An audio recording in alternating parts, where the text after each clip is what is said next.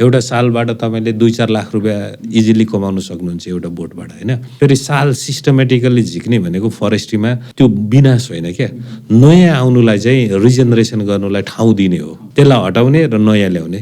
सिस्टमेटिकल्ली झिक्ने हो भने हामी अहिले पनि 30-40 अर्ब रुपियाँ त रोयल्टी इजिली कमाउन सकिन्छ हरेक वर्षको।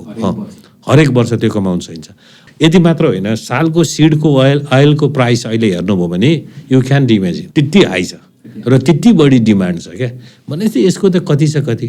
हामीले चाहिँ रिसोर्सलाई युज गर्नु चाहिँ हाम्रो पोलिसी चाहिँ किन हो आई डोन्ट नो।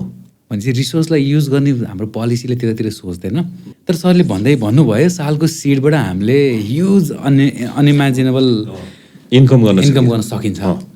भनेपछि त्यस्तो इम्पोर्टेन्ट छ सर त्यो अयल केको लागि युज अयल चाहिँ होइन। अब उनीहरू चाहिँ यो अब मेडिसिनको लागि यो अरू चिजहरूको एरोमेटिकको लागि पर्पजको लागि हुन्छ नि त। तपाईँको भनौँ सबभन्दा महँगो पर्फ्युमहरू केबाट भन्छ, सबै नेचरकै उसबाट त बन्ने हो। मैले आजसम्म बुझेको साल भनेको के थियो, मेरो घरको फर्निचर होइन। त्योभन्दा त यो धेरै बियोन्डमा छ। हजुर हजुर एक्ज्याक्टली।